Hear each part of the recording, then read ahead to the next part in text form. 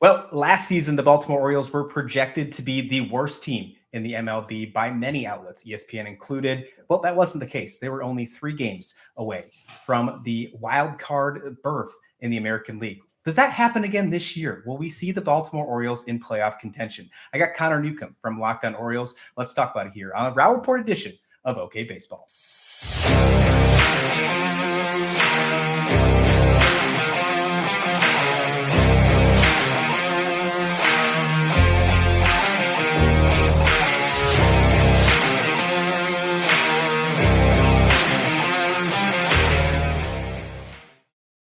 And hello, everyone. Welcome back to the show. Another 30-team preview here at the Row Report, part of the OK Baseball podcast, sponsored by Slasher Sports. We're talking the Baltimore Orioles today, and if you have paid attention to my page over the past few years, you know I'm a huge Baltimore Orioles fan, live in the Hampton Roads area, graduated from Old Dominion, love paying attention to those Norfolk Tides, those AAA team of the Baltimore Orioles, and somebody who always keeps me in the loop with Orioles news that I have paid attention and listened to their show for quite some time is Connor Newcomb, the host of Locked On Orioles. And I am super excited to finally get the chat with Connor so we can talk about the O-Birds. Connor, what's going on, my man? Welcome to the show.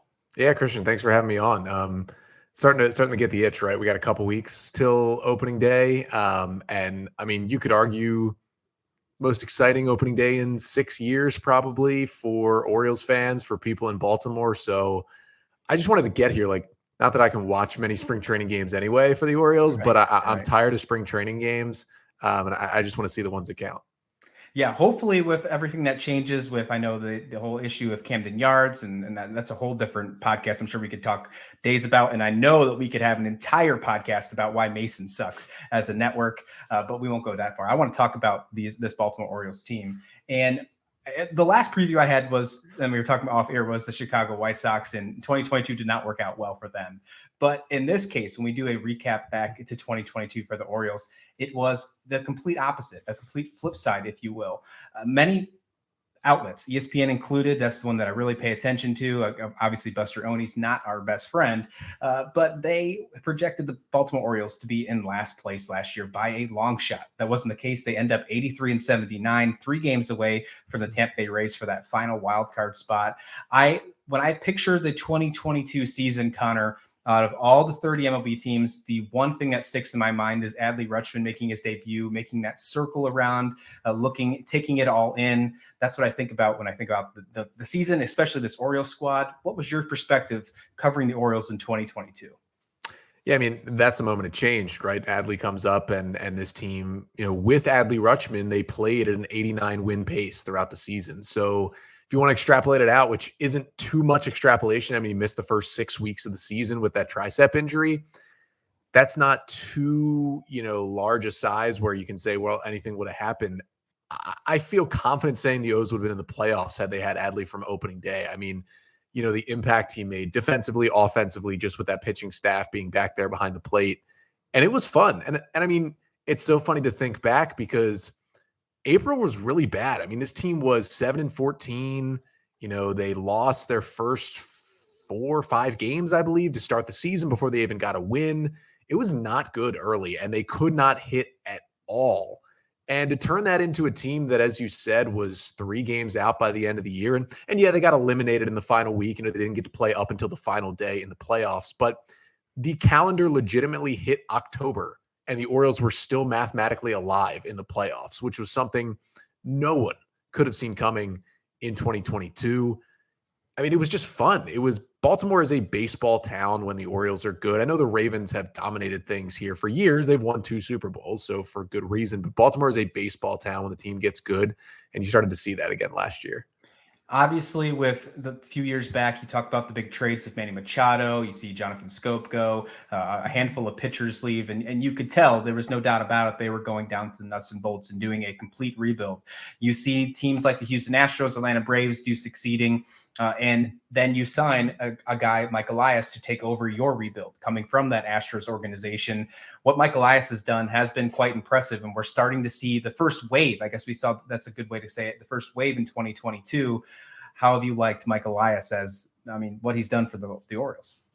Yeah, I mean, in terms of building what was broken, I mean, Elias and his staff have done a great job. He came in, and I think the number one thing was obviously we're going to strip it down to the studs and rebuild this entire organization. But the number one thing was we need an infrastructure here. We need a plan across all levels. And the other big thing that hurt the Orioles was they were literally, and Dan Duquette said it when he was GM, they were philosophically opposed to signing international talent.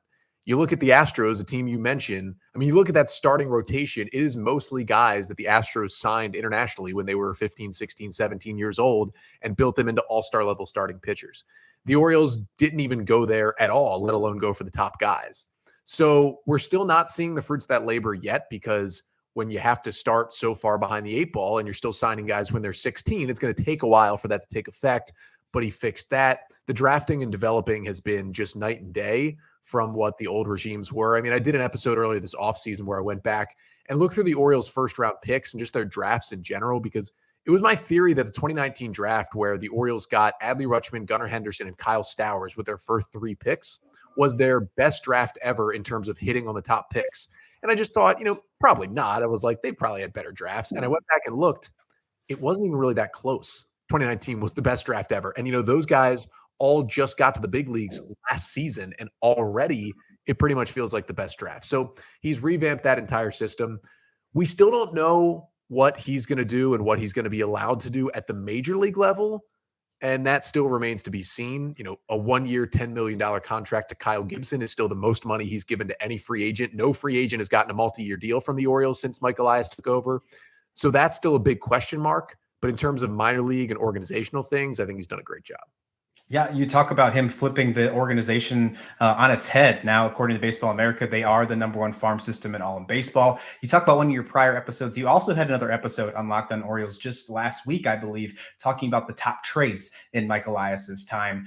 One of the trades that many Orioles fans are not so happy about was last year's deadline, getting away from Trey Mancini. Trey Mancini, obviously a veteran presence in that locker room. It's really showed that they were dedicated for that youth movement, though. Don't you agree? Yeah, it was such an interesting trade. And I've talked about it a lot. I talked about it a lot when it happened. I continue to bring it up. And, it's a lot about Trey Mancini having a good season and the recovery from, cancer that kept him out in 2020. He seemed to get back to the player he was, but it was also what he meant to this team. He was the only kind of face and name left from the last time the Orioles were good. He was the heart and soul of Baltimore baseball for years as this team went through the rebuild. And I get that the O's had no plans to re-sign him, but when you're in a playoff chase, you generally don't trade away your better players for minor leaguers. But the Orioles thought that they were not getting to the postseason last year, and obviously they missed the postseason. And if you put the trade in a vacuum, I think they did a nice job in terms of getting value for an expiring 30-year-old first base / DH type in Trey Mancini, who was having a good year, but not the best of his career.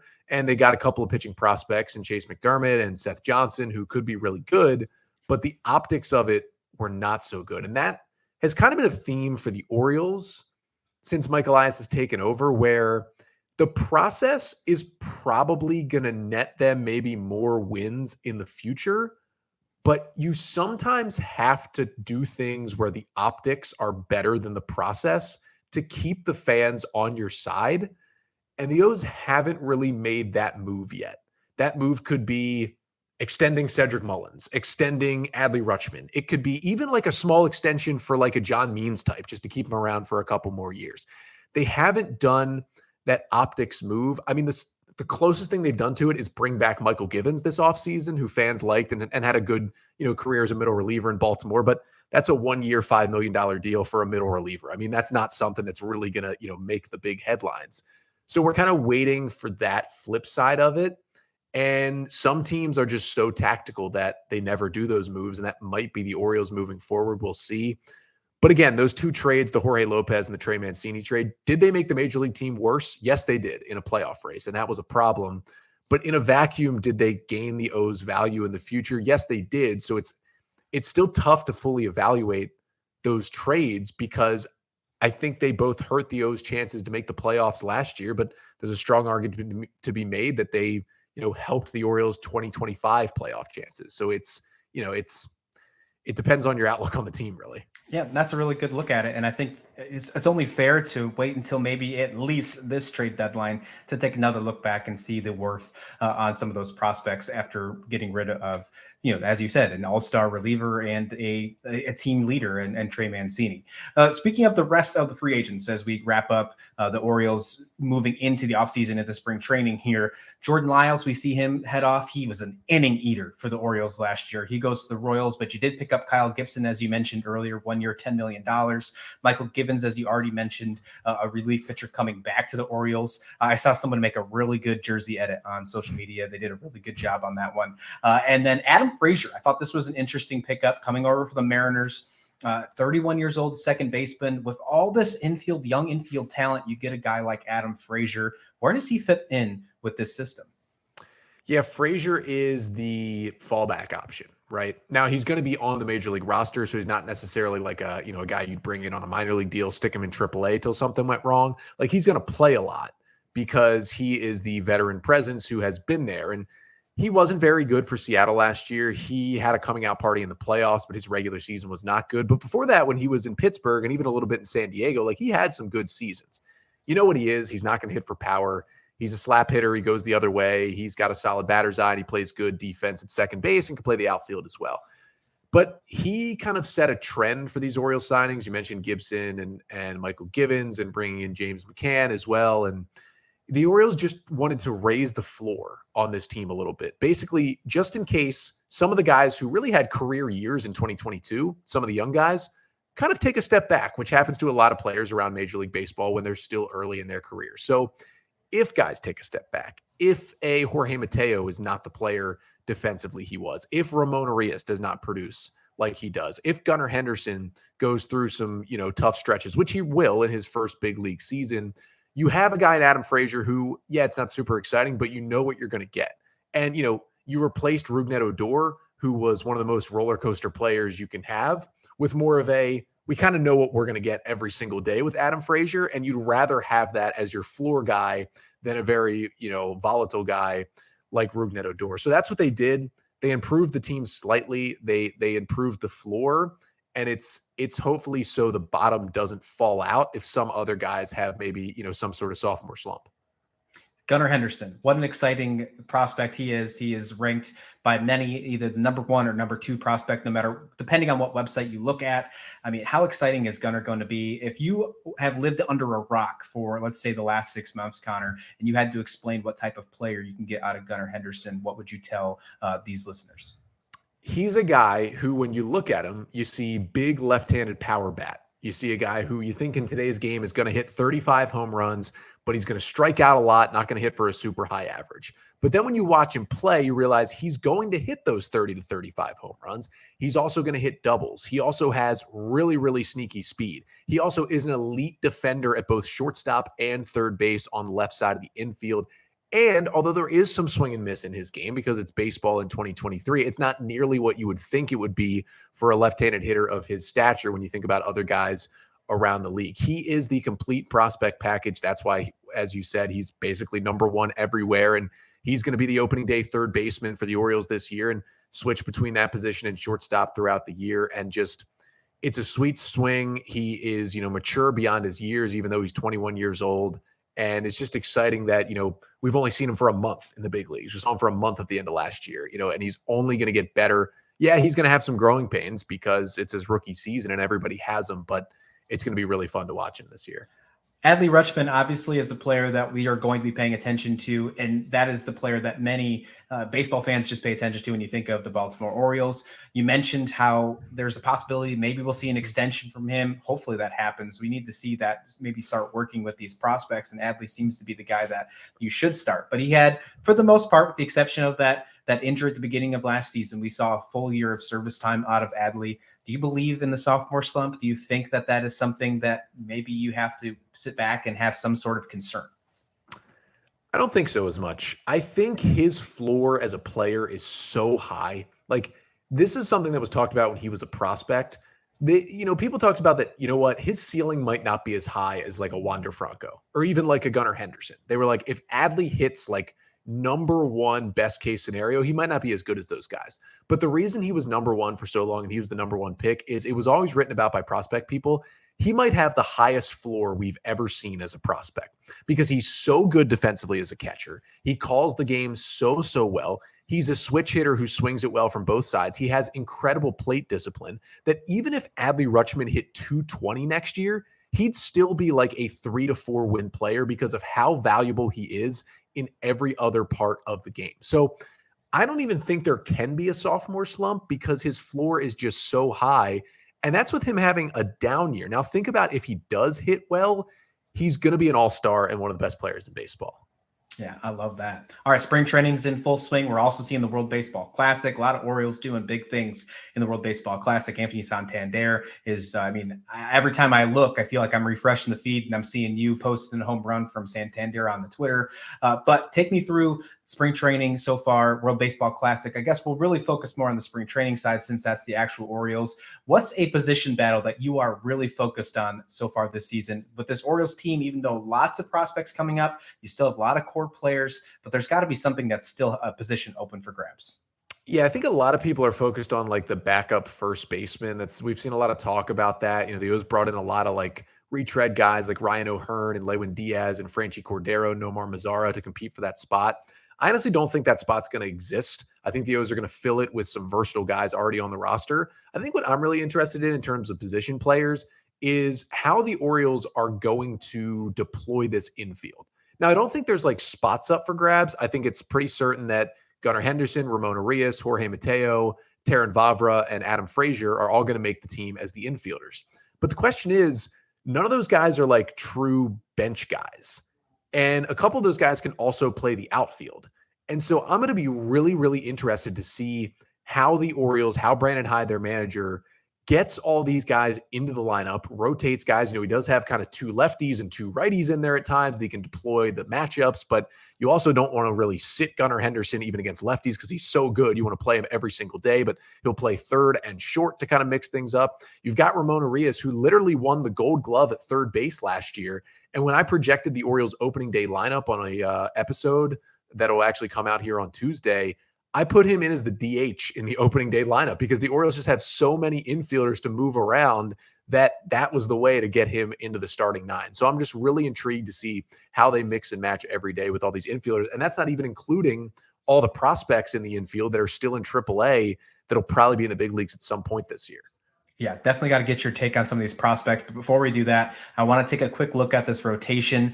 You talk about Kyle Gibson. We mentioned him coming over in free agency. Cole Irvin comes over from a trade with the A's just a few months ago. Kyle Bradish, Dean Kraber, and possibly, Connor, we might see Grayson Rodriguez make the opening day roster. Many people are excited for Grayson Rodriguez. He should have made his debut last season if it wasn't for injuries. He was super hot in Norfolk. I had the opportunity to watch him towards the end of the season, and he was ready. It's just he just ran out of time in the season.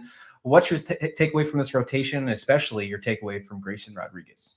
Yeah, I think we'll see the way it's lining up here. Gibson on opening day, and then most likely Kramer, Bradish, Irvin, and Rodriguez. I think he's going to make that rotation as the number 5 guy. He'll get to make his major league debut in his home state of Texas against the Rangers in the Orioles' 5th game of the year, which will be really, really cool for Rodriguez. And at some point, he'll make that home debut, and that crowd's going to be awesome at Camden Yards whenever that turn comes up in the rotation for him. But he got knocked around a little bit the other day over the weekend where he pitched 3 incredible innings, then came out for the 4th and just didn't have the same stuff. I'm not going to worry. His stuff is so good. He's the Orioles' top pitching prospect. He's ready to go. I think they're going to take the pressure off him, put him at number 5.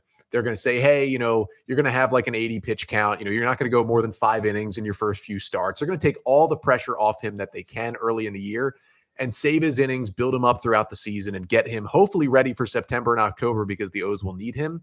But he's going to be in this opening day rotation, and I'm very, very excited because it's 98, 99 fastball, it's wipeout changeup, it's good slider and curveball. It's just fun to watch. Yeah, Grayson's so exciting. I had such a pleasure watching him last year in Norfolk. Another player that many people, I don't want to say forget, but just don't think about with this rotation because of the injury last year is John Means. Obviously, the injury last year, he was looking very good until that happened. How far away are we from seeing John Means? Are we going to see him all-star break? Are we going to see him later on in the season? And what do you think we'll get from him once he returns? Maybe hopefully Justin Verlander style, right? Yeah, I mean, he just threw 20 fastballs off a half mound, and that doesn't really mean anything to a lot of people. What it means is he's throwing, but he's not pitching necessarily yet. I mean, he's pitching a little bit, but he's only throwing his fastballs. He's not throwing off a full mound. It's a slow buildup. The thought is July is the target. So I've kind of been saying on the show that the All-Star break, as you said, is kind of the target. When you hear July, you basically say second half opens, and you hope John Means is back in the rotation, or at least back on the roster in some capacity. Maybe they'd stick him in the bullpen, pitch him 2 or 3 innings at a time and kind of build him up that way for a little bit. But it's going to take a while. I was actually in the ballpark when he injured himself in that second start of the year last year. And, they first called it a forearm strain, then it was elbow soreness. And then, of course, it was Tommy John surgery last year. So he's going to be out a while. The Orioles are going to be cautious with him. He is still the top pitcher on this staff whenever he comes back. And I don't expect him to be John Means of 2021 when he comes back. Like, I don't even expect that John Means back until next season, just because, of the rehab. But I think he's going to be good enough to be in the rotation when he gets back, and it's going to be a huge help. After seeing old guys like Justin Verlander do what they did after Tommy John last season, I think the optimistic viewpoint of a pitcher coming back after Tommy John is way too overhyped. And I think we have to hopefully just slow ourselves down and remind ourselves that always doesn't always happen. It's not a science. So unfortunate as it is, hopefully everything works out for John Means. We see him back in good caliber. All right. With this being said, Connor, there is a ton of prospects still in this system. We saw the first wave, 1A, if you will, last year. We're getting that second wave, or 1B, if you want to call it, this year with Gunnar Henderson and Kyle Stowers making a more of a debut, if you will. Adley is his second run again, and I'm sure there's other players that I'm not even bringing up. DL Hall, hopefully he stays healthy. But other than the ones that is easy to talk about and we're going to see probably on opening day, what are some other prospects in the system? And I'm encouraging everyone this year, because MLB TV is giving away the minor league package for free this year. So I'm encouraging everyone to watch minor league baseball. What's some other prospects this year that you are really paying attention to that you need to get on the people watching on the radar? Yeah, so there's a handful of guys who I think are almost certainly, unless they get traded for big league talent, are going to make their debut with the Orioles this year. A couple of infielders in Joey Ortiz and Jordan Westberg. Ortiz was added to the 40-man this offseason. Just an incredible fielding shortstop. Just unbelievable. I mean, Jorge Mateo, the Orioles shortstop, won the Fielding Bible Award as the best defensive shortstop last year. Ortiz might be better defensively, and he has a higher ceiling. Now, he's not going to be an amazing hitter, but he has a higher ceiling as a hitter than Mateo does, which means he's going to be at the very least a big league regular, I think. And the O's really have to figure out whether they want to commit to him, do they want to commit to Henderson, what they want to do at shortstop. But he is a great, great player. He's going to start the year in AAA, but he'll be here at some point. And then Jordan Westberg really plays all three infield positions, second, third, and short. He kind of comes in below these guys because he doesn't have that like stellar, crazy tool that some of these other guys have. He's just a really, really good, consistent hitter and good, consistent defender, and can play three positions, and was the Orioles minor league player of the year last year. So, there's nothing to turn your nose up about. He had a great season. He'll again start the year in AAA. He's probably the closest to the big leagues of all these guys just because he's had 300 plus plate appearances in Norfolk. And then the other guys you could see this year, I would say, are probably Colton Cowser in the outfield. They're going to get him a lot of time in AAA, but as soon as an outfield spot opens up, he'll be there. And then Connor Norby is kind of the wild card that I like to talk about because he'll also be in that AAA infield. He needs a lot more time, but he's a second baseman with questions defensively, but all he's done is hit and hit and hit his entire career. And if he keeps hitting, it's really not going to matter what position he plays because he's just going to hit his way to the big leagues. And whether he becomes a small DH or a kind of bad left fielder who's in your lineup, if he hits like that, it's really not going to matter. And that's a guy I'm really looking forward to seeing. He's probably a later in the year call up, but I'm excited for it. There's a 40-man for the reason, Connor. There's a Rule 5 draft for a reason as well. With that being said, I feel like for the past few seasons, the only thing that has been a big, with the exception of this awesome run in 2022, the biggest storyline is all these great prospects for the Orioles. When does the story flip? When does the chapter change from it's all about the prospects till we need to start trading these prospects to become that contender to not only just possibly make a playoff rush in 2023, but maybe compete for the top of the AL East and farther? Yeah, I think that story needed to start this offseason, and it did slowly. Mike Elias, for the first time, made a trade where he sent away one of their top 30 prospects for a major leaguer in the Cole Irvin trade that you mentioned, sending Darell Hernaiz to Oakland in that trade. Now, Hernaiz was like, 17th or 18th ranked in the system. Really good shortstop. He's going to be more like a top 10 guy in the A's system now, but he was like the 6th best shortstop prospect in the O's system because they're just loaded with shortstops. So that's why they were able to give him up. That was a good step forward, I think, because it was like, wow, I think a lot of Orioles people saw Darell Hernaiz as a future major leaguer and they traded him away. That's not something they've done. But when you look at it, you say, wait a minute, Darell Hernaiz was never going to have a chance to play in the big leagues with the O's because there was just too many other good shortstops. So when they take that next step and they trade away a guy who could play in the big leagues with the Orioles, like Joey Ortiz, for example, he could easily be in Baltimore in 2023. If they trade him away for a big leaguer, that's when that process really starts. Or if they trade, Jordan Westburg away for a big leaguer who I know can play in Baltimore this year, that's when the page really turns to like, okay, they're going in. I think if they're playing well at the deadline this year, you could see that happen at least with one trade to get a starting pitcher. But that's kind of going to be the benchmark for me, is a guy who is not blocked by other prospects, is, if he continues on his track, almost certainly going to play in Baltimore. And if you see that kind of guy get traded, that's when you know.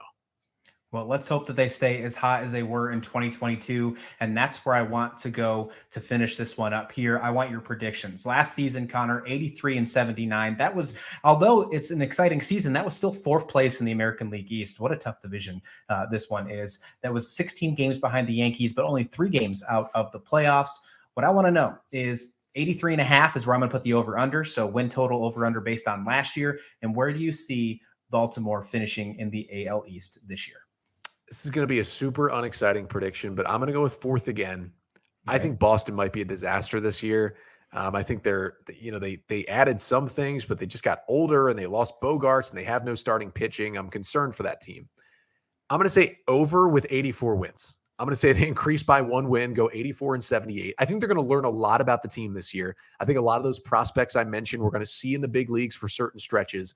And the O's are really going to look at it and say, okay, we had some guys continue to play well. I think other guys are going to regress from like the career years they had in 2022. And the O's are going to reset next offseason and say, okay, here's who stays, here's who goes. And hopefully they say, okay, this is what we need to do to get to 90 wins. And I'm hoping 2024 is that 90-win playoff season. I wouldn't be surprised if they won 88 games and got a wild card. I wouldn't be surprised if they won 75 games and took a larger step back. But I'm going to predict 84 plus 1 after, what was it, plus 31 wins last year. I'll go with plus 1 more for 2023.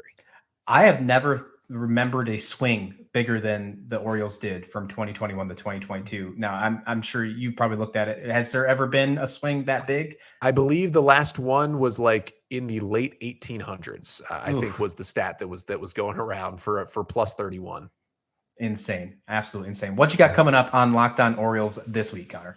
Yeah, so we're taking a look at just some more spring training games and trying to sort out this opening day roster prediction as we move forward, and then also continuing to kind of preview the team in position groups. So we're going to look at the outfielders and the infielders, and I talked about it with the infielders, how they're going to sort it out. We're going to try on the pod this week with a guest to try and just sort out how the heck the O's are going to fit all these infielders, not just the guys currently on the roster, but the guys coming up as well, and just how much they'll play in 2023.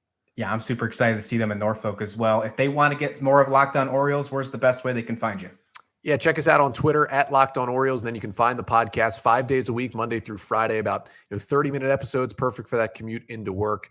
The episodes drop in the morning wherever you get your pods. And we're on YouTube as well, the Locked On Orioles YouTube page. Make sure to subscribe there. And again, 5 days a week, just rolling through every day through the baseball season.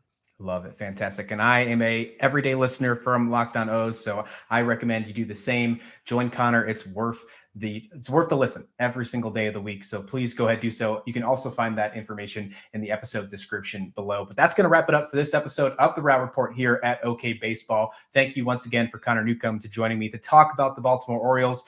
I hope they make the playoffs this year. I hope it happens. I know you hope too, but I appreciate you making a very realistic prediction on this show.